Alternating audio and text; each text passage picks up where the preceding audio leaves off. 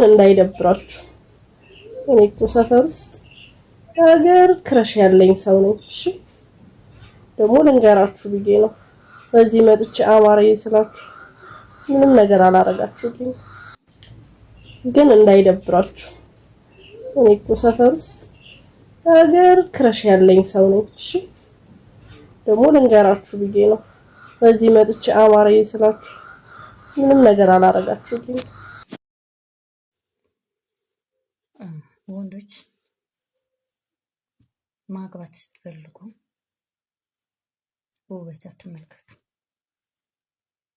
እውነቴን ነው። ይሄ ዳሌ ምናምን የሚባል ነገር ቁመና ምናምን የሚባል ነገር አትመልከቱ። ማየት ያለባችሁ አስተሳሰቧን ነው። እውነቴን ነው።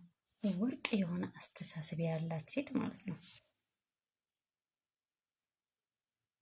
አንተንም ወርቅ ታረጋለች፣ ልጆችህንም ወርቅ ታረጋለች፣ ትዳሯንም ቤቷንም ታንጻለች፣ የፈረሰውንም ሁሉም ነገርን እንደ አዲስ ትሰራዋለች።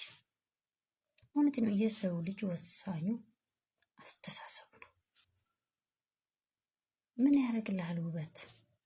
እንዴ ውበት ነገ ጠዋት ወድቀህ ሊጠፋ ይችላል፣ ጥርስ ሊጠፋ ይችላል፣ አይን ሊጠፋ ይችላል፣ እጅና እግር ሊሰበር ይችላል እኮ።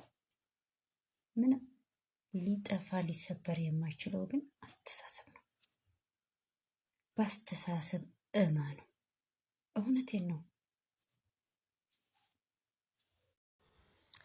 ደስ የሚለው ነገር ሁላችንም እንሞታለን፣ እንበሰብሳለን፣ ቋሚ ሆነን አንዘልቅም። ሀብታም ሆነ ደሃ፣ ቆንጆ ሆነ አስጠልቻ፣ ቀይ ሆነ ጥቁር፣ አጭር ሆነ ረጅም፣ ጉረኛ ሆነ ምስኪን፣ ሁላችንም እንሞታለን። የሰራችንን የሰራናትን ይዘን ራቁታችንን እንደመጣ ራቁታችንን እንሄዳለን። ምንም ይዘን አንሄድም። አንመጻደቅ። ምንም የሚያመጻድቅ ነገር የለም። ደስ የሚለው ሁላችንም እንሞታለን፣ ከንቱ ሆነን እንሄዳለን። ይሄንን አስቡ፣ አትንቦጣረሩ። እንደጣለብኝ አላውቅም። ያኔ